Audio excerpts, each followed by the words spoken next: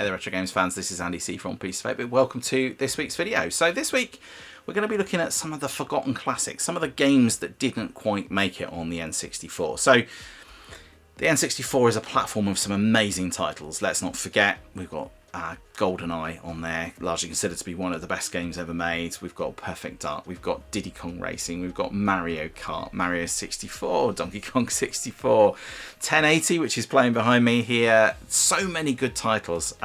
Really, really largely loved, well sold, well respected titles on the Nintendo 64. But there were a load of games on the N64 which didn't quite make it. To use a filming analogy, they're just on the cutting room floor.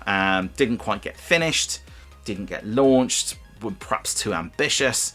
So that's what we're going to be looking at today. Now, if you watched my video on Wednesday, my bit between with Mario 64, I said that I wasn't sure whether I was going to make what video was actually going to happen today. So, and the reason for that is that this required a lot of research. So going and finding out what games are out there, going and finding some footage of these games, magazine articles and that kind of thing is quite time consuming, because as you can imagine, if the games never existed or were never launched, finding gameplay footage for these games is quite tricky. So I have managed to find a few bits and pieces, so I'll try and bring that all together to give you a bit of a flavour of what could have been. So we're going to split into a few sections. The first section is going to be called The Big Three. So let's dive in with the three most anticipated titles that never quite made the cut. I'll see you there.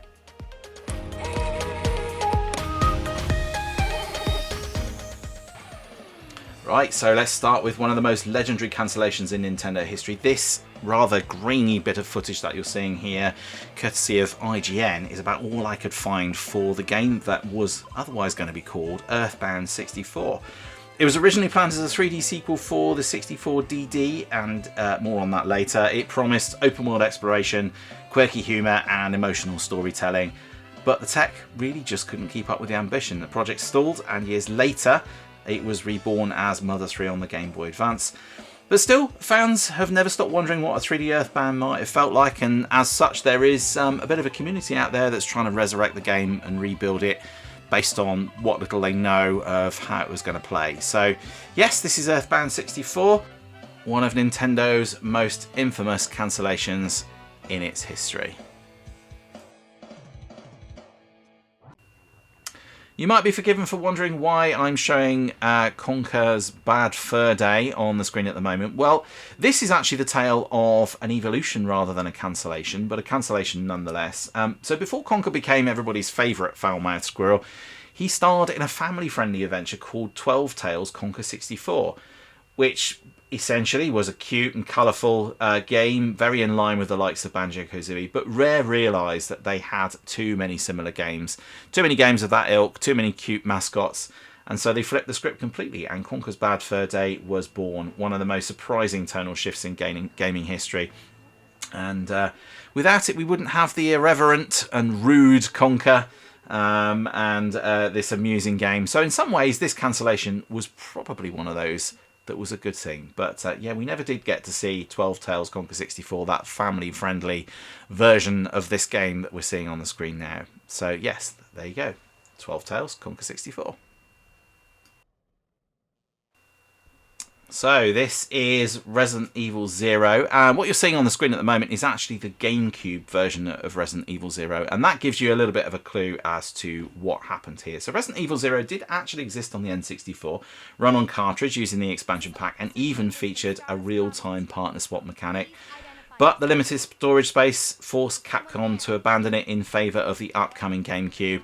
And that is what we got. We got Resident Evil 0, but we didn't see it until the GameCube version came out. The prototype has since resurfaced, and while it is quite rough, it is a fascinating glimpse into what could have been one of the N64's most cinematic titles, if you can find footage. So, yeah, this is Resident Evil 0.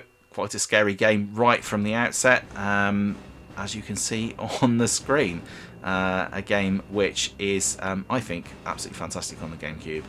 And maybe that ambition is great, and because the GameCube is only just around the corner, it just made sense for Capcom to go and shift it there.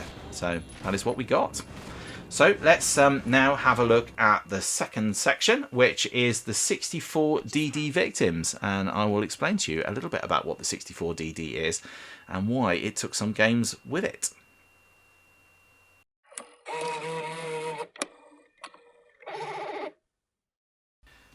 Alright, before we get into the next batch of lost games, we need to talk about the mysterious add-on that doomed them from the start, the Nintendo 64DD, which is pronounced 64DD, not 64DD, which, let's be honest, sounds more like a bra size than a console add-on. And if you thought the Sega 32X was a flop, well, strap in for this one. The 64DD, short for disk drive, was an ambitious peripheral that attached to the underside of the N64. It used magnetic discs instead of cartridges, supporting rewritable storage, big worlds, even online connectivity via a service called RAMNet. Nintendo promised user-generated content, live updates, and evolving game worlds. All of this in 1999. Each disc stored up to 64 megabytes, about 4 times that of a standard cartridge, but of course only about 1/10 the size of a CD, and included a real-time clock so that worlds could even change when the console was off. But by its Japanese launch in December 1999, the PlayStation had already conquered the market. The 64DD arrived 3 years late. It cost about 30,000 yen, which is about $250, about £200 there or thereabouts. Required a RAMNet subscription, which meant that it only shipped with a tiny software lineup, and Nintendo barely sold 15,000 units before quietly discontinuing it in 2001. And when the 64DD flopped, it took that software with it. Clever, creative projects that suddenly had nowhere to go, and we're going to talk about those right now.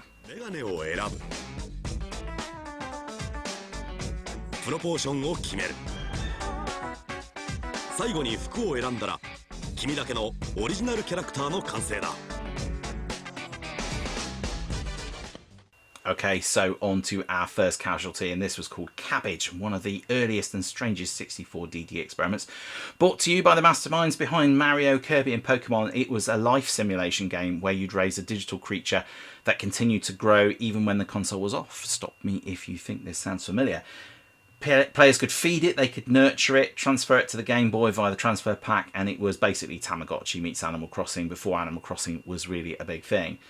When the 64DD failed, Cabbage's concept collapsed with it, obviously, and without that real-time clock and rewritable disc, the project was shelved, but its ideas lived on in Nintendogs and Animal Crossing, proof that even wilted cabbages can bloom again. So next up, this game actually did make it out, technically speaking, which means I've got a little bit more to show you this time round. This is SimCity 64, which was a Japan-only release for the 64DD. It was developed by HAL Laboratory with Maxis, the studio behind SimCity 2000. It brought city building into full 3D and for the first time let you actually walk through your city. You could stroll past your skyscrapers, ride the monorail, watch traffic flow in real time, and it massively improved on SimCity 2000. And honestly, I had to wait until City Skylines before I saw that same level of simulation again. The feeling that your city isn't just data, it's alive. The fact that SimCity 64 achieved this on a late 90s Nintendo hardware platform is astonishing, really. It's a crying shame I never got to play it when it was released. It looks fantastic. Only about 20,000 copies of it ever sold, making it one of the rarest and most forward-thinking Nintendo titles ever made, which is why I've had to go onto YouTube to seek some footage for this. And it is a glimpse of the future trapped on a doomed add-on. So yeah, as I say, if you thought Sega's 32X was the biggest console flop, as Nintendo said, hold my controller. They didn't really say that, but they might as well have done. So let's go into the next section, which is the almost finished crew, and we'll talk about a couple of titles in there.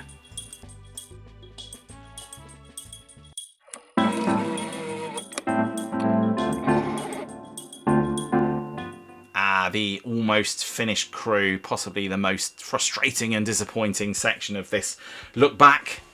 This is Wildwaters. It was nearly complete. It was a whitewater rafting game from Looking Glass Studios, the minds behind Thief and System Shock.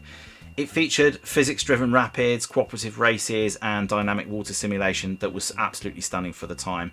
But unfortunately, publisher Interplay hit financial trouble and closed its N64 division in 2000. Developers say Wildwaters was 99% finished when the plug was pulled. A prototype eventually surfaced online, which is what you're seeing here at the moment, showing a beautiful game that drowned under corporate collapse. We had Wave Race, which was very good, and I think probably filled that gap. But look at what this could have been. Absolutely fantastic. What a shame. Okay, let's get on to our next one. Next up in our almost finished crew is Robotech Crystal Dreams by GameTech. Announced way back in 1995, Robotech Crystal Dreams was one of the very first N64 projects ever revealed, in fact. It's a 3D space combat RPG based on the anime series, and it promised transforming fighters, voice-acted storylines, and open galaxy exploration. Something we're very familiar with nowadays with the likes of No Man's Sky, but back then still fairly innovative in concept. But unfortunately, GameTech started before Nintendo had even finished the N64's dev kits, and by the time the hardware was actually ready, the studio was plumb out of money. And sadly, GameTech filed for bankruptcy in 1997, leaving only a few prototype cartridges behind. And I actually managed to find a downloadable one online. In fact, I found a couple, which is what you're seeing on the screen now, and you can see this is definitely not a finished game. I could not figure out what to do in this. I couldn't make head or tail of it. It was kind of mad, but the idea was nice, but it's certainly a lesson in over-promising and under-budgeting, and the Crystal Dream shattered before it was even launched. What a shame. What could have been.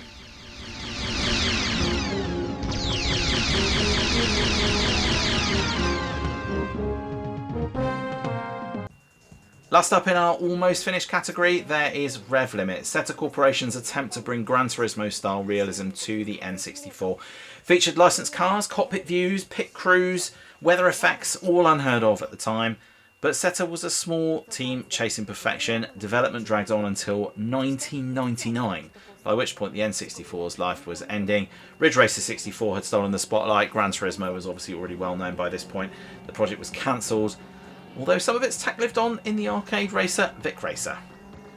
Again, footage for this is a little bit hard to come by, and it's a little bit grainy, but that hopefully gives you a bit of an idea of what this game could have been.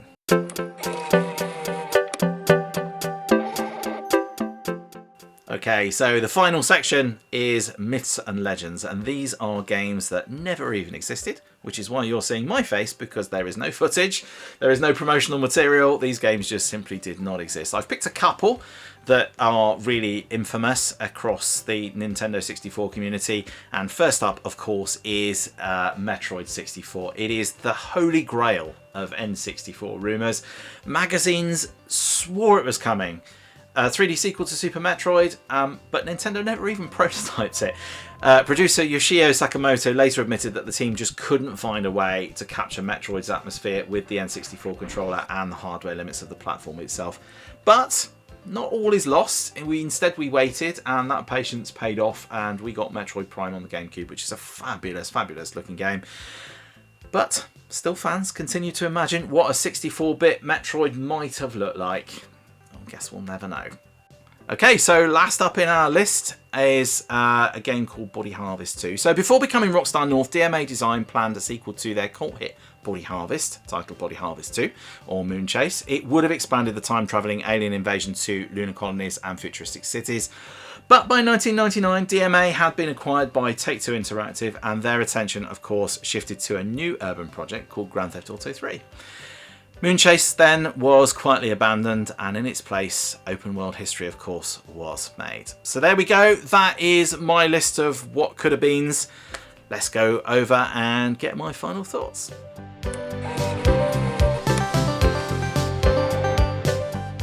Well, there you go. That was my list of what could have been. They're nearly finished. They almost made it. And what a shame as well, because some of those games in there just looked absolutely fantastic. I would have loved to have played Wildwaters. I would have loved to have played EarthBound 64. I would have loved to have played SimCity 64. All looked fantastic. Let me know in the comments below if there are any games in there that you think I've missed. Any nearly were titles you think that are missed off that list. But that was enjoyable. I enjoyed making that video. There was a lot of research needed to go into that to get that all together, because obviously there's no footage out there. These games don't exist, and so it was quite hard to go and get information about it. And some there just is no footage at all, and obviously lots of attribution to some of those YouTubers out there that managed to get bits of prototype footage for some of those games as well. Not more specifically hard for games. There was loads of stuff on there and loads of bits of content scattered about all over the place, which enabled me to pull this video together and give you a bit of a flavour of some of those games. So that was it. That was my nearly were games for this week's video. And like I said, I hope you enjoyed it. Add your comments below. Coming up in the channel then, we've got the PS1 Racing Challenge, which this month is called Speed Freaks, and that is the Retro Red Steve Racing Challenge, and that's a little kart race that I've never played on the PS1, so looking forward to getting stuck in with that. Obviously, I've got this live stream that I'm doing on Halloween. Hopefully, I keep saying hopefully because I'm giving myself a get out in case I decide not to do it. I will be doing a bit of a practice run at some point over the next few days just to check out that I can do the live stream and it all works and everything makes sense. But yeah, my plan is to play Alien Isolation next week live, and then that will be my Friday video. I've also got GoldenEye coming up on the bit between next Wednesday. That will be a look at what everybody says is, or a lot of people say is, the best game, and I will be asking the question in a slightly longer bit between, is this really the best game ever made, and why do people say that? So we'll be exploring that a little bit as well. And of course, at the end of the month, which is coming very, very soon, we will also be talking about what it's been like to live with a Nintendo 64 for the last month, and whether you should go and do it, and a few tips and tricks around that, as well as, of course, I will also be announcing what the next console is as well for next month's month with.